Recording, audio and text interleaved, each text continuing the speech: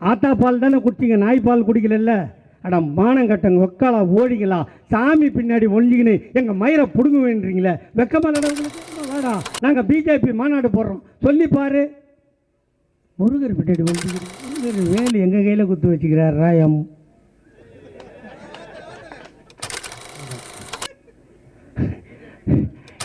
முருகர் வேலு எங்கள் கையில் குத்து வச்சுக்கிறார் ராயம். சொல்ல வேணா, ஏன்னா மாவட்டத்தில் கேட்கணும், இல்லைன்னா அவர் என்ன அடுத்த வாட்டி கூட்டத்தை கொடுக்க மாட்டார். எனக்கு நீ சோறே போடலன்னா கூட தண்ணி குடிச்சிட்டு வாழ்ந்துருவேன். இந்த மேடையும் மைக்கில்னா நான் செத்தே போயிடுவேன். அவர் 8 மாதம் அந்த கஷ்டத்தை அனுபவித்தேன். நான் ஒரு ஆத்தாளுக்கு தானே பிறந்தீங்க, ஆத்தா பால் தானே குடிச்சிங்க, நாய் பால் குடிக்கல. அட மானம் கட்டங்க ஒக்காலா ஓடிங்களா, சாமி பின்னாடி ஒழிஞ்சிக்கின்னு எங்கள் மயிரை பிடுங்குவேன்றீங்களே, வெக்கமாக நட உங்களுக்கு. ஆம்பளை தைரியமாக வாடா, நாங்கள் பிஜேபி மாநாடு போடுறோம் சொல்லி பாரு. முருகர் பின்னாடி ஒழிஞ்சிக்கிறீங்க. உத்தரப்பிரதேசத்தில் போய் ராமர் பின்னாடி ஒழிஞ்சிங்க. அவர் காலில் இருக்கிற செருப்பு கட்டி அடித்தாரா இல்லையா? பொம்பளையை மதிக்கிற கட்சியாம் பிஜேபி. பொம்பளைய மதிக்கிற கட்சியாம்.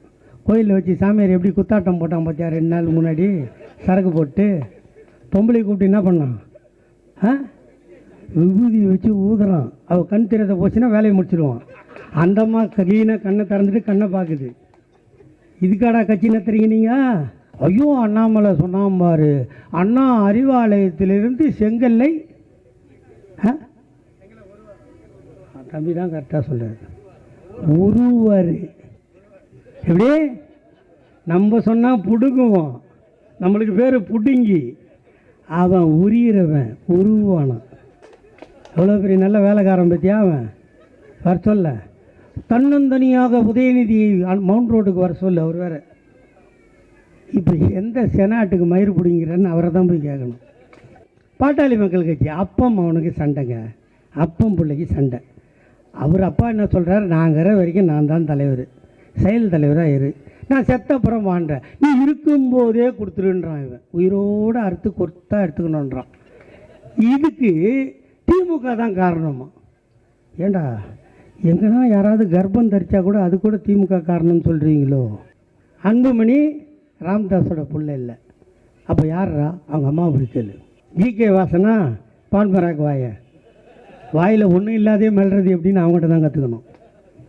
அந்த ஆடு மாடுலாம் மேய்ஞ்சிடுச்சுன்னா ஒரு ஓரமாக படுத்துக்கின்னு உள்ளுங்கிறத தள்ளி மெல்லும் தெரியுமா, அது மாதிரியே இருப்பான் ஆள். 2026 யார்? எடப்பாடி பழனிசாமி. அவர் எப்படி சொல்லுவார், 2026 எல்லாம் நம்ம தோசைலாம் கல்லில் தானே ஊற்றுவோம், காற்றுல தோசை சுடுற ஒரே ஆள் எடப்பாடி பழனிசாமி. 2026 அம்மாவின் ஆட்சி. ஐயோ இவனுங்க கூடலாம் நம்ம அரசியல் பண்ண வேண்டிய அவசியமாக இருக்குது. சசிகலா காலம் மட்டும்தான் நக்கனான்னு நீங்கள் நினச்சிட்டு இருப்பீங்க.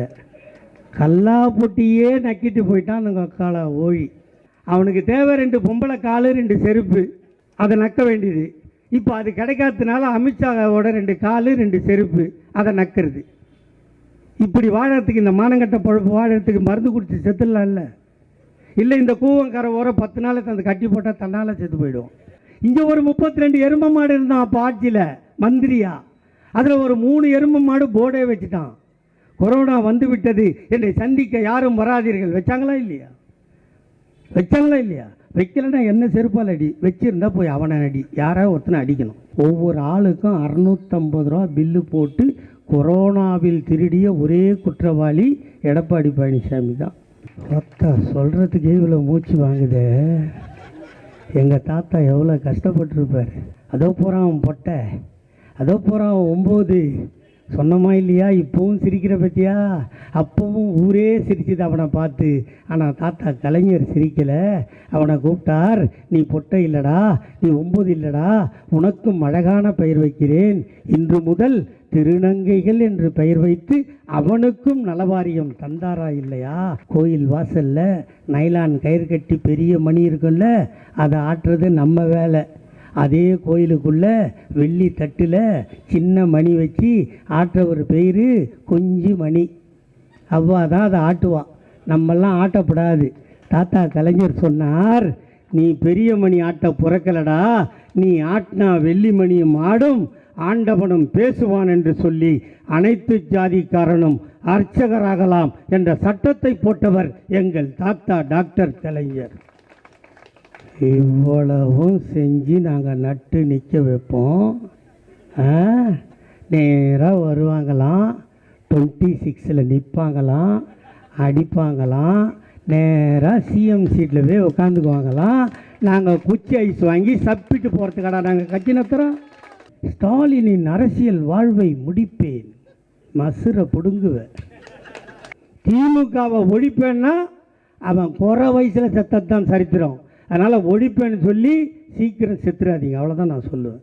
நீங்கள் இருந்து நாங்கள் 2வது ஆட்சிக்கு வர்றதை பார்க்கணும். நான் ஒரு இலக்கிய ஆய்வாளர், நான் ஒரு இலக்கியவாதி என்று சொன்னார். எனக்கு இலக்கியமும் தெரியாது, இலக்கணமும் தெரியாது, பாட்டெழுதவும் தெரியாது, படைக்கவும் தெரியாது. எனக்கு தெரிந்ததெல்லாம் தந்தை பெரியார், எங்கள் தாத்தா கலைஞர், எங்கள் அண்ணன் தளபதி, எதிர்கால நம்பிக்கை நட்சத்திரம் அண்ணன் உதயநிதியை மட்டும் படித்துவிட்டு ஒரு கானா பாட்டுக்காரனை போல் இந்த மேடைக்கு வந்திருக்கிறேன். என்னை வரவேற்க வந்திருக்கின்ற ஊடகத்துறை நண்பர்களே, இங்கே ராஜா அன்பழகன் சொல்லுகின்ற போது இந்த தேதியை கேட்டேன், வேறு இடத்தில் கொடுத்திருக்கிறேன் என்ற. இப்போது மட்டும் நீங்கள் அப்படி செய்யவில்லை, இதற்கு முன்னாலும் அப்படித்தான் செய்திருக்கிறீர்கள். எப்படியாவது சிவாஜி கிருஷ்ணமூர்த்தியிடம் தேதி கேட்க வேண்டும், அவர் இல்லை என்று சொல்ல வேண்டும் என்று நீங்கள் நினைக்கிறீர்கள். உங்களை பெற்றது எப்படி ஜே அன்பழகனோ, அந்த அன்பழகனை பெற்றவர் ஜெயராமன் தெரியுமா உங்களுக்கு? அந்த பெயர்தான் என் தந்தைக்கும். ஆகவே எந்த காலத்திலும் என்னை நீங்கள் வெல்ல முடியாது. நீங்கள் கேட்கின்ற தேதியை எப்போதும் எந்த நேரத்திலும் தருவேன். ஏனென்றால் நீங்கள் தியாக குடும்பத்திலிருந்து வந்தவர்கள், திமுகவை நேசிப்பவர்கள், இந்த கட்சிக்காக உயிரை கொடுத்தவர்கள். ஆகவே அந்த தியாகத்தை மதிப்பவன் சிவாஜி கிருஷ்ணமூர்த்தி. இதில் வேறு எந்த கருத்தும் இல்லை. அவர் கேட்டார், கேட்ட உடனே இல்லைன்னு சொன்னால் எப்படி இருக்க முடியும்? எங்கே கொடுத்தனோ அவனுக்கு என்ன சமாதானம் சொல்ல முடியுமோ அவனிடம் தேதியை மாற்றி உங்களுக்கு கொடுத்தேன். வேறு எதுவும் என்னால் கொடுக்க முடியாது. என்கிட்ட வாயை தவிர வேறு எதுவும் இல்லை. அள்ளி கொடுக்க பொண்ணோ பொருளோ இந்த கட்சிக்கு எதுவும் இல்லை. உயிருள்ளவரை பேச வேண்டும். எனக்கு இருக்கும் ஒரே ஆசை எல்லாம், அங்கே பேசுகிறவங்க யாருன்னா இருந்தால் வீட்டுக்கு போயிடுங்க, வீட்டில் போய் பேசுங்க. உங்களுக்காக தான் கத்தி கத்தி சாவுறேன், நீங்கள் இங்கே உட்காந்துட்டு பேசுனா எனக்கு தெரியலன்னு நினைக்கிறேன். அதான் அந்த பொட்டியை எடுத்துட்டேன். வாயை முடிக்கலாம், சிரிக்கக்கூடாது, பேசாமல் இருமா தயவுசெய்து. உன் பையன் மாதிரி சொல்கிறேன். எனக்கு இருக்கும் ஆசையெல்லாம், எல்லோருக்கும் ஊர்கோலம் 2 தரம் என்று சொல்லுவார்கள். ஒன்று திருமண ஊர்வலம், ஒன்று இறுதி ஊர்வலம். ஆனால் எனக்கு இருக்கின்ற ஆசை, அந்த ஊர்வலம் 3ஆக நடக்க வேண்டும். ஒன்று நடந்துவிட்டது, திருமண ஊர்வலம். இன்னொன்று இறுதி ஊர்வலம். அதற்கு முன்னால் நான் ஐயா கலைஞரையும் அண்ணன் தளபதியும் சின்னவரையும் பேசிக்கொண்டே இருக்க வேண்டும். அந்த மேடையிலேயே என் உயிர் போக வேண்டும். அந்த ஊர்வலம் வீட்டுக்கு ஒன்று, இடுகாட்டுக்கு ஒன்று, 3 ஊர்வலத்திற்கு ஆசைப்படுவதை தவிர இந்த இயக்கத்தில் எனக்கென்று எந்த ஆசையும் கிடையாது. நான் உயிரோடு இருக்கும் வரை, நான் மரணிக்கும் நேரத்தில் கூட இந்த திமுக ஆட்சியில் இருக்க வேண்டும். ஏனென்று சொன்னால், இந்த இயக்கத்தை விட்டால், இந்த கட்சியை விட்டால், கருப்பு சிவப்பு கொடியை விட்டால், உதயசூரியன் சின்னத்தை விட்டால், இந்த நாட்டு மக்களை இதோ உட்கார்ந்திருக்கிறார்களே பாழ்பட்டவர்கள், பாழாய் போனவர்கள், வாழ தகுதியற்றவர்கள் என்று எல்லோராலும் ஒதுக்கப்பட்டவர்கள், இங்கே அமர்ந்தவுடன் ஒரு வாசனை வருகிறது என்று எல்லோரும் என்னிடம் கேட்டார்கள். இந்த வாசனை தான் நான் வாழுகின்ற தண்டையார்பேட்டையில் கூவம் ஓரமும் இதுதான் வரும். ஆகவே இந்த பகுதிக்கு நான் சொந்தக்காரனும் கூட. இந்த வாசனையில் வாழ்வது நான் பழகிவிட்டது. என்றாலும் உங்களையும் கரை சேர்க்கத்தான், உங்களையும் வாழ வைக்கத்தான் எங்கள் அண்ணன் தளபதி எதை கேட்டாலும் தருவான் என்று சொல்லி தா வேலுவை உங்களுக்கு தந்திருக்கிறார். நான் வந்தவுடன் கேட்டேன், இந்த வட்டத்திற்கு அவர் சட்டமன்ற உறுப்பினராகி என்ன செய்து கொடுத்திருக்கிறார்? பல்வேறு திட்டங்களை சொன்னார்கள். இந்த பகுதியில் ஒரு கழிப்பறை, அந்த பகுதியில் ஒரு கழிப்பறை. எதிர்காலத்தில் இந்த பக்கம் சுவரை வைக்க போகிறோம். இதோ பக்கத்தில் எய்ட்ஸ் தடுப்பு மையத்தை இடித்துவிட்டு ஒரு மல்டி ஸ்பெஷல் சுகாதார நிலையத்தை கட்டித்தருவேன் என்று